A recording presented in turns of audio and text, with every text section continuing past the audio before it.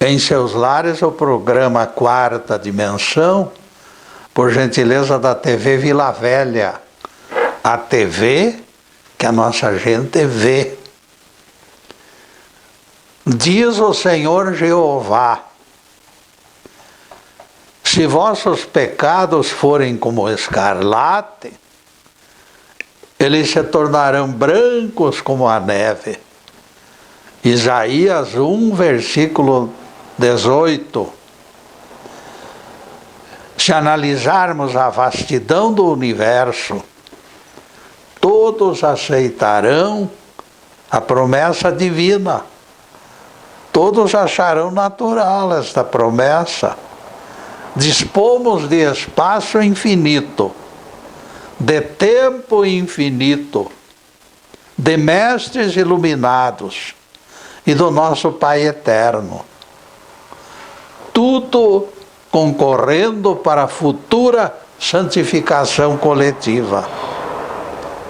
Atendê-lo custará menos que nossos frívolos passatempos.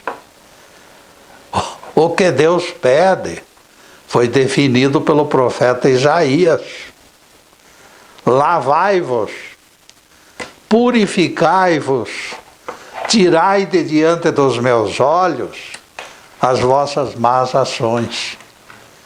Aprendei a fazer o bem.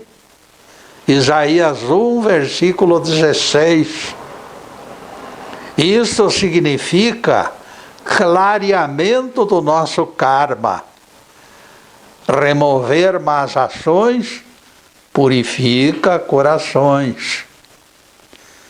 Bons amigos ajudam na divulgação deste programa e nós agradecemos. Com eles colaborando, temos certeza de que tudo terminará perfeitamente bem. O tema de hoje será pecado contra o Espírito Santo. No livro A Vida Escreve, Francisco Cândido Xavier descreve sessão doutrinária. Bezerra de Menezes analisara desregramentos morais, apontar as cicatrizes das almas e efeitos perversos que retardariam a evolução dos espíritos. O benfeitor já se retirava, quando aquela entidade avançou como vendaval sobre a sala. Sarcástico e agressivo, a entidade enfrentou Bezerra, demonstrando propósitos de contradizer as suas afirmações. Escute aqui, doutor Bezerra, exclamou irônica e provocante. Eu represento negação de tudo que o senhor acabou de divulgar.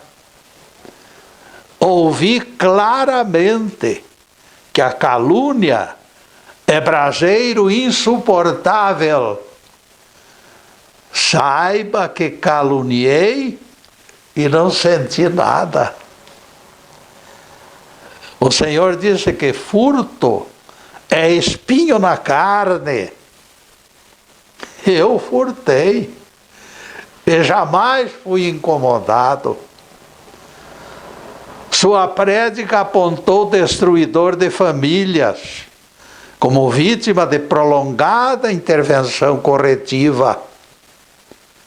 Eu simplesmente lamento sua falsa profecia. Continuo laborando nas portas dos casais, escancarando indiscrições e incitando desentendimentos. Como você está vendo, nada me incomoda, doutor. O Senhor disse que o criminoso, nos seus pesadelos, grita, chora e lamenta o crime. Eu matei e não senti nunca vontade de chorar. Meu filho, falou Bezerra, eu lhe pergunto, o que sente cadáver quando lhe colocam fogo nos braços? Nada, respondeu rindo o sarcástico intruso. Corpo morto não reage. Bezerra continuou. Qual a reação de defunto quando lhe introduzem espinho no peito? Nenhuma, respondeu o invasor. Cadáveres nada sentem. Bezerra de Menezes concluiu seu relatório. Saiba, filho, quem não sofre pelo mal que pratica, carrega a consciência de nenhuma serventia. Este já morreu, no corpo imobilizado, e até mesmo no espírito prisioneiro de hordas malfeitoras. Esses tais não passam de sombras, meu filho. Desprovido da bússola da consciência, eles caminham trôpegos, semelhantes ao lendário judeu errante. Aliás, no Evangelho, o Mestre apontou este tipo de pecado. O pecado contra o Espírito Santo. Por isso vos digo que todo pecado e blasfêmia serão perdoados, mas a blasfêmia contra o Espírito Santo não será perdoada. E a sentença veio logo em seguida. Quem proferir palavra contra o Filho do Homem será perdoado. Quem se manifestar contra o Espírito Santo, porém, não será perdoado, nem neste mundo, nem no vindouro. Palavras de Jesus em Mateus 12, versículos 31 e 32. Séculos e séculos de provações acompanharão os que desdenharem orientações do alto e santo guia. O Espírito Santo fala aos nossos ouvidos. Abandone este projeto. Você nem abandona, nem responde. Simplesmente usa seu livre-arbítrio, firma os pés e prossegue desafiante. Nem neste mundo, nem no vindouro. São palavras inquietadoras. Mas você não acredita nelas. Pois saiba, amigo descrente, que eu deploro sua incredulidade por 3 motivos. Primeiro, pela origem, foi Jesus quem pronunciou tais palavras. Segundo, pela intimidade de nossa convivência, pois a Bíblia diz que o nosso corpo é templo do Espírito Santo. O terceiro motivo também é relevante, pois se trata de mais outra dentre milhares de provas de reencarnação. Se aquele pecado não será perdoado nem neste mundo, nem no vindouro, abrem-se cortinas reveladoras de outras vidas. Neste mundo vindouro, depois da morte do corpo na terra, o espírito continua no páreo da reabilitação evolutiva. Ele vai ser julgado em um mundo que não é o nosso. A frase costumeira, quem se perdeu, perdido está, esgota sentido que lhes emprestam os teólogos. Corpo sepultado em nosso planeta não significa o derradeiro capítulo da nossa história. O corpo fica lá, mas o espírito continua. Segundo a frase de Jesus, continuaremos sendo avaliados num mundo que ele chama de mundo vindouro. Isso significa reencarnação, amigos.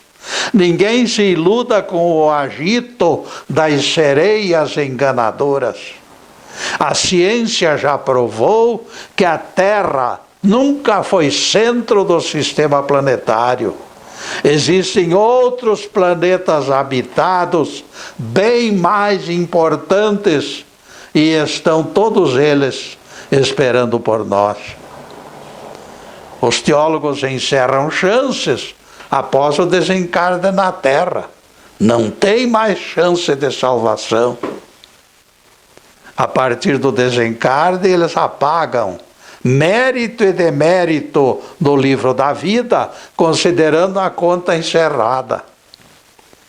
Se Jesus apontou outro tribunal fora da terra, com idêntica função de julgar pecadores, tais restrições emitidas perdem validade. A frase limitadora dos teólogos, quem se perdeu, perdido está, se esgarça diante desta revelação do nosso Rabi. Cristo Jesus descerá para sacramentar sentença aos que estiverem na terra. O Cristo planetário daqueles mundos se encarregará das ovelhas e bodes no seu território, cada um na sua função. No juízo final não existem tribunais para exarar habeas corpus. As obras de cada vivente estarão na memória do Cristo. Ovelhas deste lado, bodes do outro. Se Jesus diz que o pecado contra o Espírito Santo será punido naquele mundo, fica evidente que este mundo existe em algum lugar. E neste ponto, caríssimos, nós vamos fazer a primeira interrupção do programa para os comerciais do canal. Mas é um instantinho só. Daqui a pouco estaremos de volta. Obrigado.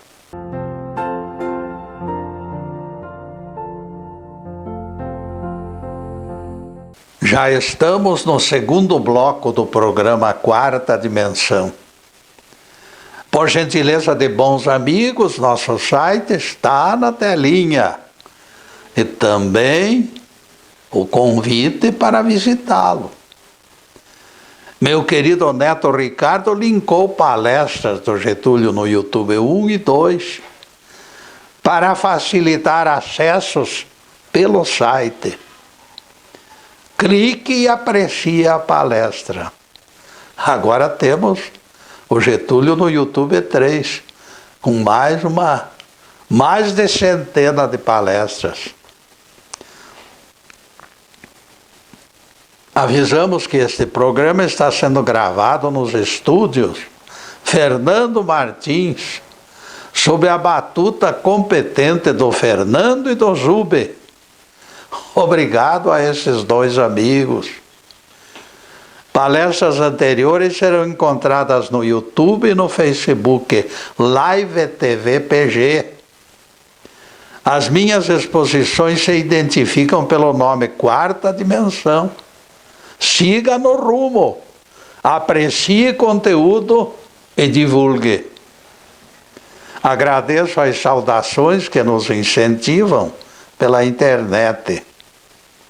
Que Deus guarde e abençoe todos os nossos ouvintes. Em seguida, o tema: pecado contra o Espírito Santo. É complicado restabelecer equilíbrio aos espíritos que desprezaram voz de Deus. Ademais, todos são apetrechados com o livre-arbítrio. rejeitam sugestões do Espírito Santo com total liberdade. Deus não força ninguém. O Pai Celestial não coage as pessoas, não obriga as pessoas a jogar do seu time. Quando transgredimos conscientemente os preceitos, porém, nós duplicamos a culpa. A semeadura é livre, mas a colheita é obrigatória.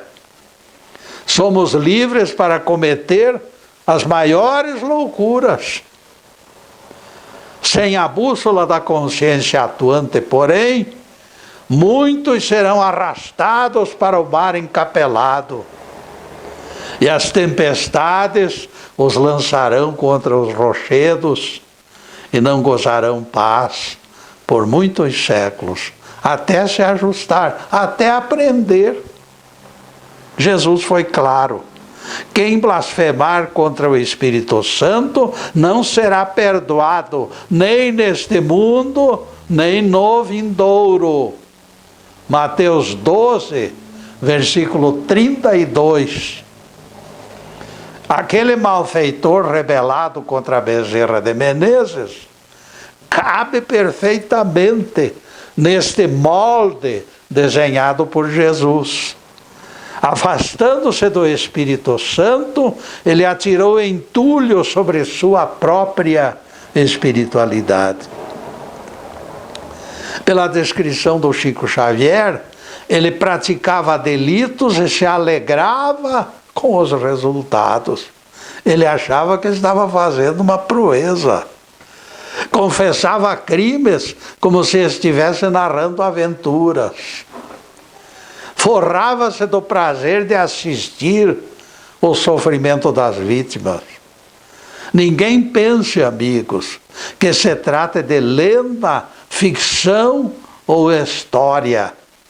Tais monstros existem, ainda insensíveis e ainda bárbaros. Homicidas apunhalam pelas costas e depois vão lamentar hipocritamente a perda daquela pessoa lá nos funerais. Vejam se pode, se é possível uma coisa desta. É possível, sim. Existem seres bárbaros. Esses, por certo, sufocaram as inibições do remorso. Desligaram os sensores. Nada mais sentem. E este é o pecado. Não sentir nada. Expressando pura verdade, o passatempo destas criaturas tem sido incrementar métodos de torturar os outros. Esse desligamento de inibições pelas consciências explica o grau de perversidade destas criaturas. Quando afastadas do alto, o baixo astral toma posse. Quando nos falta luz interna, melhor fugir da escuridão. Percebam que os galhos não se desligam do tronco das árvores. Não acertaremos passo sem a orientação da nossa consciência. Caifás, sumo sacerdote, que foi perseguidor de Jesus, atravessava a crise naquela sexta-feira do julgamento de Jesus. Perigoso agitador galileu já fora preso, dizia Caifás, mas ainda restavam simpatizantes dele dentro do próprio sinédrio. Caifás mantivera servos no seu rastro, mas infelizmente todos eles sempre traziam notícias favoráveis ao Galileu. Isto desagradava profundamente o potentado judeu. Eu vi Lázaro sair do sepulcro, declarou Josafá, em plena reunião do conselho. Não posso testemunhar contra este homem. Aquelas palavras do companheiro de partido aumentaram o desespero do sumo sacerdote. Além de tentar sufocar sua consciência, Caifás procurava insuflar ódio contra o Nazareno. É o fim do mundo, bradava Caifás.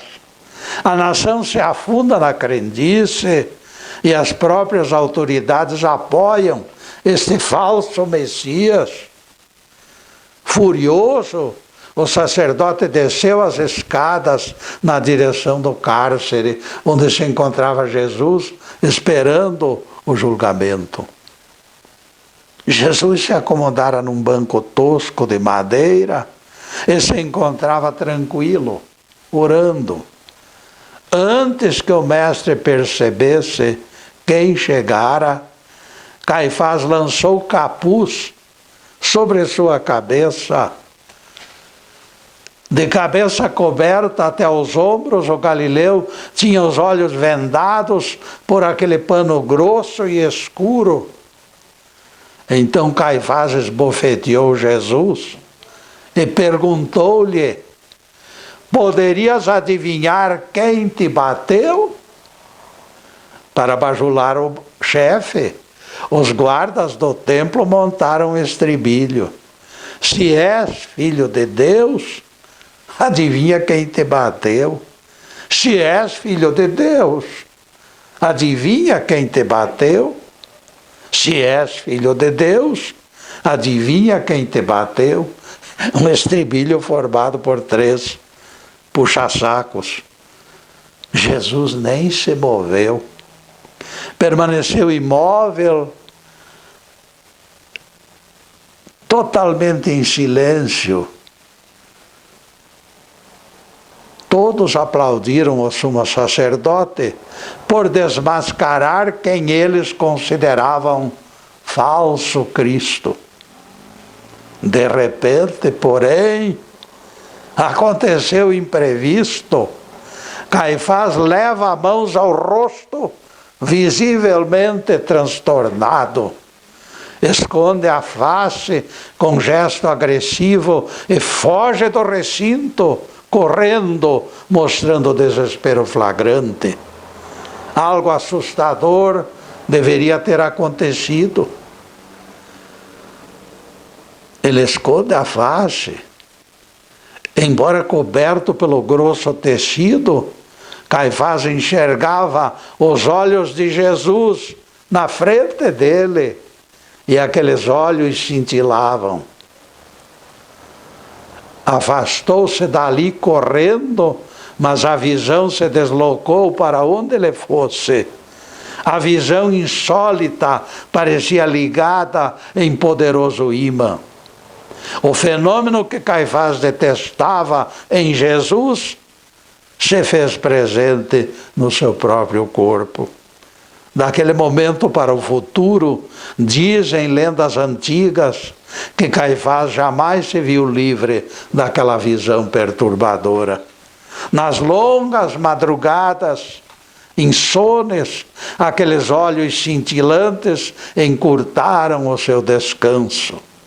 Na mesa das refeições, o apetite acabava. E neste ponto, amigos, nós vamos fazer mais uma pequena interrupção no programa para os comerciais do canal. Mas é um instantinho só. Daqui a pouco estaremos de volta. Obrigado.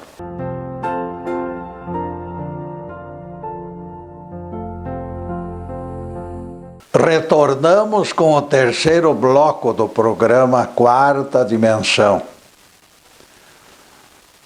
Da mesma forma que motoristas desatentos atropelam nas ruas, pregadores interesseiros atropelam textos do Evangelho. Dia destes, o atropelamento atingiu Pedro e sua primeira carta. Morto na carne, mas vivo no Espírito, Jesus foi e pregou aos espíritos em prisão os quais foram desobedientes lá nos dias de Noé. Imaginem, lá no tempo do dilúvio. Está lá em 1 Pedro 3, versículos 19 e 20. O pregador definiu o texto como figurado, meus amigos, usando as palavras espíritos em prisão como única lição que se divulgava. Percebam a má fé.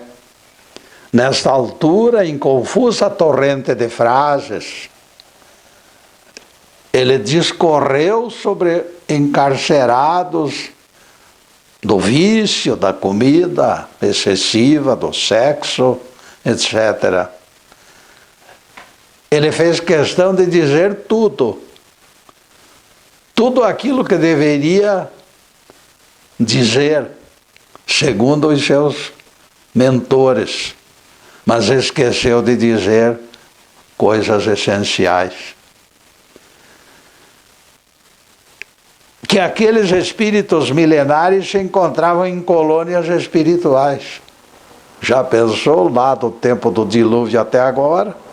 Só poderiam estar em colônias. Que Jesus falou e foi ouvido por eles, porque Jesus foi lá pregar o Evangelho. E também ele esqueceu que não existe sono após o desencarne, porque toda aquela gente escutou a pregação de Jesus, portanto não estavam dormindo. Depois desse pinguinho de doutrina, continuaremos focalizando o tema pecado contra o Espírito Santo. Aquele par de olhos, meus amigos, se tornara pesadelo para Caifás. Nas reuniões do Sinédrio, dificultavam o seu raciocínio e ele pronunciava frases vacilantes e confusas. Aqueles olhos meigos e ao mesmo tempo inflexíveis mantinham-se a poucos centímetros do seu rosto, onde ele fosse. Ninguém se atreva a considerar o fato como vingança, absolutamente. Não foi vingança. Eu lhes afirmo com certeza. Aqueles olhos foram criados pela própria consciência do sacerdote no seu desvairado propósito violento. Como sacerdote maior da igreja do seu tempo, ele se obrigava a conhecer as razões de que Jesus encarnara. Os milagres, a vida reta, a sabedoria e os ensinamentos nunca superados revelavam sua origem. Caifás sofreu consequências por desatenção e por má vontade. Só poderiam desprezar tantas evidências aqueles desprovidos de olhos de ver e ouvidos de ouvir. Certa vez, meus amigos, perguntaram a Sócrates o que era esta coisa chamada consciência.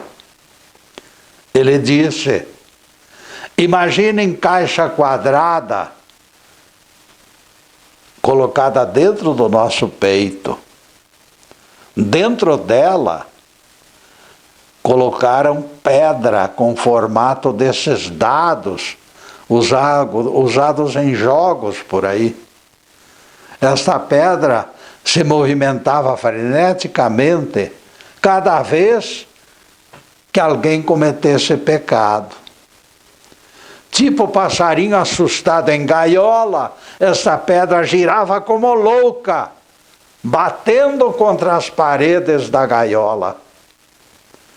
Os cantos da pedra quadrada, então, com o tempo, vão se arredondando e a fricção desbastadora se interrompe. Assim é a consciência, amigos.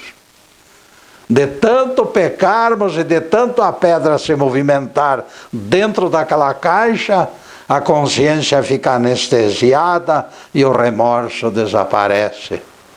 Pedra redonda desliza e não fere. Pedra quadrada termina redonda como bola e já não existe censura ao mal feito. Isto é consciência.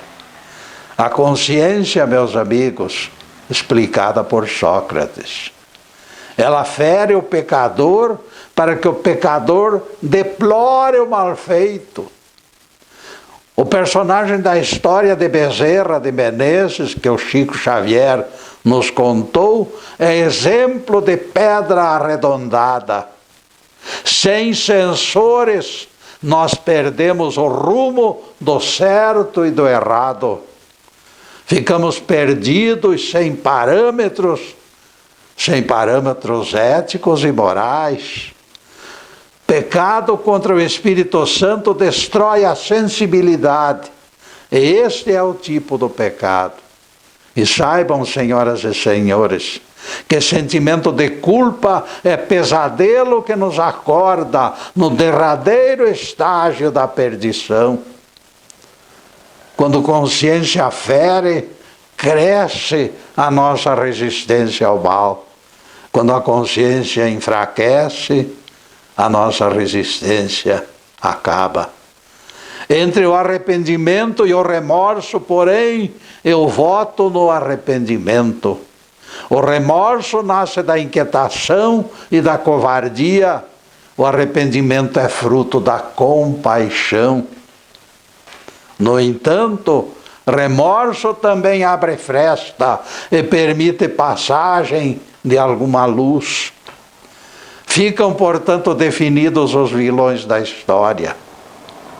O pior de todos, o enganador supremo, a transgressão mais perniciosa será perdermos a sensibilidade na consciência.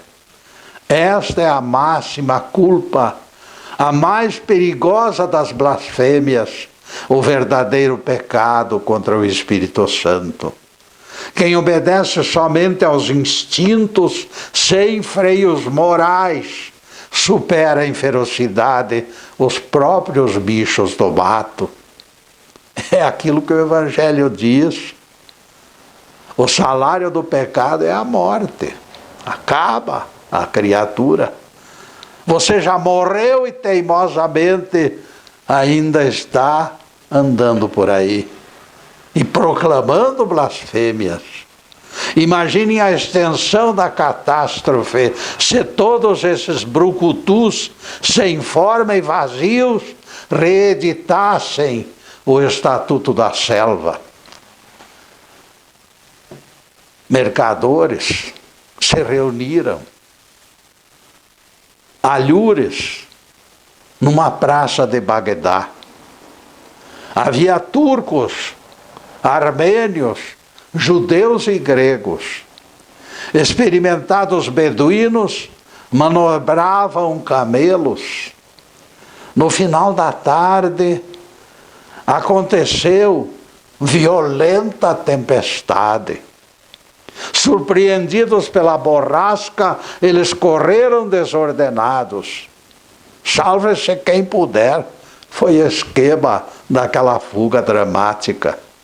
Por sorte, velho casarão abandonado os abrigou um casarão que servira de quartel. Enorme corredor se estendia por centenas de quartos. Instalaram-se rápidos, pois não dispunham de luz elétrica, nem chaves nas portas. Tudo era rústico, tudo era daquele casarão abandonado, tudo era primitivo e difícil de lidar. Instalaram-se rápidos. Anoiteceu então, e a escuridão completa gerava desconfiança. Todo mundo estava desconfiado do vizinho, daquele que estava dormindo ali por perto. Grilos cantantes e o coachar dos sapos no brejo assustavam os mais impressionáveis. Alimentando temores recíprocos, se recolheram, mas ficaram na expectativa de furtos durante a madrugada. Cada mercador memorizava rosto como possível malfeitor, e a expectativa do prejuízo não deixou nenhum deles dormir. Todo mundo ficou insone. Aquela face memorizada aparecia como carrasco maldito. De repente, o medo de ser assaltado conduziu alguns afoitos para o corredor. Nesta altura, a movimentação imprevista degenerou numa batalha. Maldito, gritava este. Canalha, bradava aquele. Ladrão, exclamava terceiro.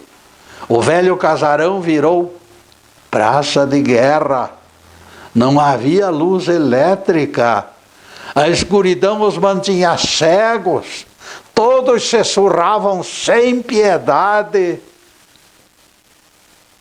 com armas diversas. O que estivesse na mão servia de arma. As trevas favoreciam confusão e forçavam contendores a continuar distribuindo socos e pontapés. E neste ponto, amigos, nós vamos fazer mais uma pequena interrupção no programa para os comerciais do canal. Mas é um instantinho só. Daqui a pouco estaremos de volta. Obrigado.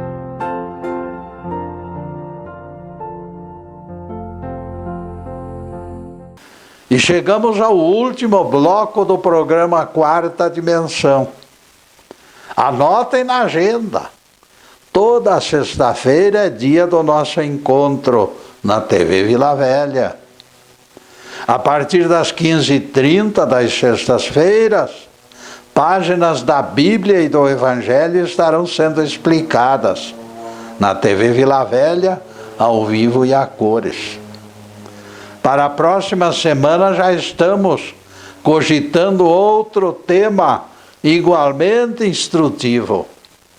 Em seguida, os últimos questionamentos sobre o assunto em estudo. Pecado contra o Espírito Santo. Vejam só, amigos. De repente, aconteceu uma coisa imprevista dentro daquele salão todo escuro. Transeunte eventual penetrou no casarão. Este benfeitor anônimo trazia nas mãos lanterna possante. Ele passou entre os combatentes em silêncio, ergueu a lanterna e acendeu o lume no meio dos briguentos. Bastou simples facho de luminosidade e todos compreenderam a estupidez do conflito. Foi a escuridão, disse alguém, escondendo o rosto envergonhado. Culpada foi a escuridão, repetiram todos.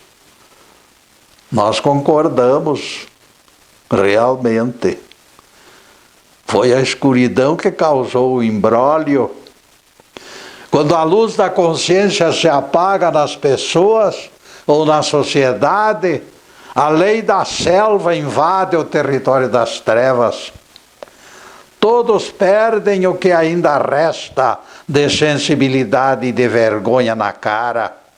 E o primado da besta toma posse das almas e dos corações.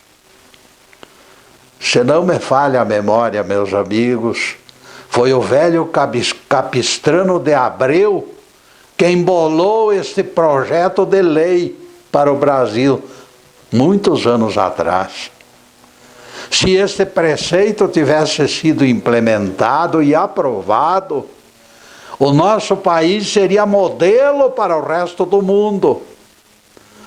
Prestem atenção no texto, bolado pelo Capistrano. Artigo 1º. todo brasileiro é obrigado a ter vergonha na cara. Artigo 2º. Revogam-se as disposições em contrário. Imaginem vocês se todos os brasileiros, parlamentares, presidentes, eleitores e políticos em geral, se orientassem por esta lei, com certeza a vergonha na cara seria decisiva para que o Brasil se agigantasse. Embora desacostumados com os novos padrões de ética, haveria choque de caráter e nunca vista revolução de costumes. Seríamos observados com respeito pelo resto do mundo e o nosso padrão de agir terminaria imitado por todos. Pelo correto pensar, pelo correto sentir, todos chegaríamos ao correto procedimento. Luz se acenderia no corredor de mesquinhos interesses e com a vergonha cresceria o império da consciência. Ninguém mais precisaria brigar no escuro, porque a consciência e a vergonha acendem luzes. Para os cristãos de Roma, meus amigos, naquela primavera distante, a barra pesava. O imperador resolvera destruir o cristianismo, eliminando adeptos pela tortura, pela fogueira e pelos leões. Todas as semanas realizavam-se espetáculos sangrentos. Simão Pedro, que visitava Roma para consolar as famílias, não suportou a expectativa da morte na cruz. Enfardara pertences e em desabalada carreira se afastou com pressa para escapar da morte horrorosa. Aos seus ouvidos ainda percutia o barulho das torturas. Ele memorizava o rosto do imperador, incentivando a fúria das multidões contra os cristãos. Centenas deles tornavam-se almoço para as feras. Outros eram queimados. Terceiro grupo morria pelas flechas que treinavam a pontaria dos arqueiros. Vejam só, meus amigos, esta era a situação da cidade que considerava o cristianismo como sombra ameaçadora. Depois de encarcerado, prisioneiro algum escaparia ao julgamento sumário. Pouco tempo depois, todos eram mortos. Simão Pedro escapara, talvez, na última hora e no último minuto possível. Ele estava correndo para o porto em busca de salvação. Os guardas já estavam no seu encalço quando ele se misturou com o povo e se afastou correndo. Agora faltavam poucos quilômetros para se livrar da polícia romana e de todo aquele inferno. O barco que o levaria para longe já estava ancorado no porto, esperando. Finalmente, Simão Pedro reconquistaria o direito de ir e vir e teria uma vida tranquila e feliz. Apesar de tudo, porém, Simão Pedro não estava feliz. Sua consciência clamava, contestando a covardia. Estaria certo abandonar seus irmãos naquele momento crucial, quando todos lamentavam separação e morte. Seria correto buscar a liberdade? Essa dúvida lhe causara insegurança e sofrimento. O vinho da liberdade misturava-se ao fel do remorso. De repente, Simão Pedro percebeu o vulto de homem caminhando na sua direção, vindo lá de longe. Estranhamente, apesar da distância, ele sentiu os olhos do viajante cravados nele. A aura de tristeza parecia envolver aquele homem. Algo lhe dizia que aquele viandante não se encontrava feliz naquele momento. E lhe surgiu certeza de que ele o censurava. E relembrou palavras amargas de Jesus a seu respeito pouco tempo antes. Antes que o galo cante, Simão, 3 vezes me negarás. Como se escritas com letra de fogo, a frase profética de Jesus repercutiu na consciência culpada de Pedro. Antes que o galo cante, Simão, 3 vezes me negarás. Nesta altura, Simão Pedro despertou para a realidade. Aquele peregrino que caminhava ao seu encontro era o Cristo redivivo. Quo vadis, Domine? Onde vais, Senhor? Foi o grito do apóstolo, e o mestre respondeu-lhe: vou a Roma para ser crucificado pela 2ª vez. Simão Pedro se jogou com o rosto no pó e chorou amargamente. E nós dizemos então: louvado seja Deus. Que o Senhor nos abençoe e nos guarde. Que o Senhor faça resplandecer o seu rosto sobre nós e tenha misericórdia de nós. Que o Senhor sobre nós levante o seu rosto e nos dê a paz. Louvado seja o nosso querido Deus Pai. Louvado seja o santo nome de Jesus, o nosso Cristo. Obrigado, Deus. Obrigado, Jesus. E para vocês, amigos, além desta câmera, nós estamos vibrando e pedindo ao Pai que desça bênçãos sobre todos. Bênçãos de paz, de harmonia, de saúde, de prosperidade, de alegria de viver, de tudo o que é bom, mas acima de tudo, amigos, amor no coração. Porque o amor é a última página das nossas esperanças. Muito obrigado, meus amigos, e boa tarde.